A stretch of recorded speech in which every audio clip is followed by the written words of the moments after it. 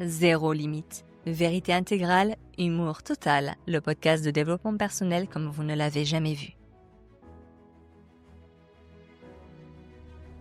Aujourd'hui, je vais vous rappeler que Dieu n'est pas un concept à valider, mais une présence à laisser respirer.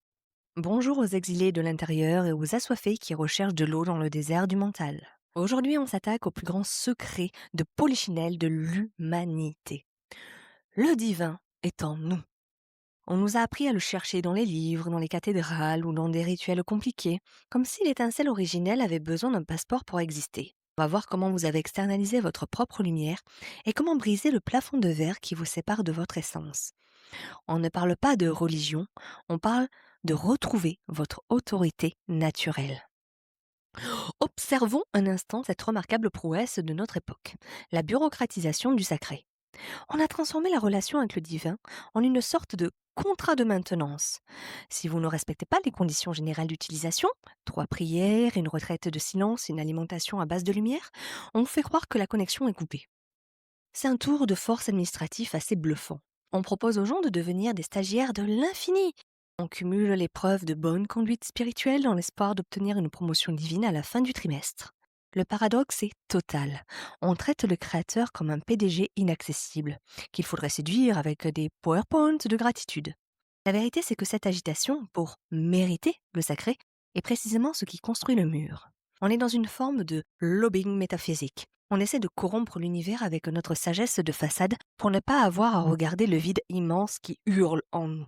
Et vous avez remarqué cette quête du signe à tout prix. On veut du divin, mais du divin spectaculaire. On veut que les buissons brûlent, que la mer s'ouvre, et au moins que le GPS nous dise « je t'aime » au lieu de « tourner à droite ».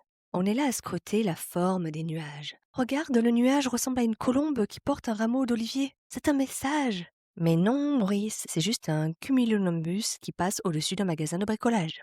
On veut être des êtres de lumière, mais on perd toute notre dignité dès qu'on perd nos clés de bagnole. Je suis une parcelle du grand tout, je suis la paix. Mais qui a bouché l'évier ?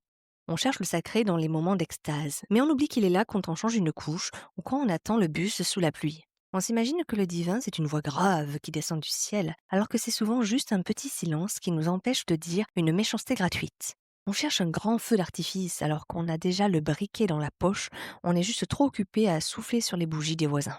Et avouons-le, on se sent souvent un peu perdu, comme si on marchait dans le brouillard sans boussole. On sent bien qu'il y a quelque chose de plus grand, un truc qui nous dépasse, qui nous fait vibrer quand on regarde un coucher de soleil ou qu'on tient la main de quelqu'un que l'on aime. Mais on a peur de ce vertige. Alors, pour se rassurer, on s'invente des béquilles. On se dit qu'on n'est pas assez, qu'on n'est pas prêt, qu'on n'est pas assez pur pour toucher au sacré. On passe notre temps à attendre une autorisation qui ne viendra jamais. On regarde les autres, ceux qui ont l'air d'avoir compris, ceux qui parlent avec assurance de leur guide et de leur vision. On se compare, on se sent tout petit, tout insignifiant. On finit par s'enfermer dans une vie horizontale. Métro, boulot, dodo, en espérant qu'un jour, par hasard, le ciel va s'ouvrir. On oublie que la porte n'a jamais été fermée à clé. On est là à gratter l'entrée comme des chiens perdus, alors que la maison est la nôtre.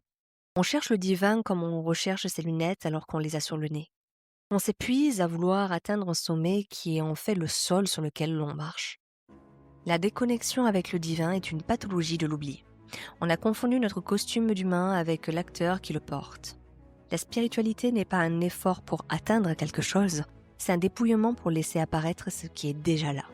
Le respect de la source commence par l'arrêt immédiat de la mendicité spirituelle. Alors mon conseil zéro limite. Le test est simple. Si votre quête du divin vous éloigne de votre humanité, c'est que vous faites fausse route. Apprenez à reconnaître la présence non pas par l'extraordinaire, mais par la rectitude de votre propre conscience. L'intégrité, c'est de comprendre que vous êtes l'instrument et le magicien en même temps. Il n'y a pas de séparation, il n'y a que de l'ignorance. Devenez votre propre maître autonome, celui qui ne recherche plus la validation céleste parce qu'il a reconnu sa propre autorité intérieure. L'individu conscient est le garant de sa propre connexion. Il sait que le sacré sature chaque atome de sa réalité.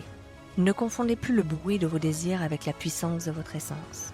L'un vous maintient dans l'attente, l'autre vous installe dans une force tranquille qui ne dépend d'aucune circonstance extérieure.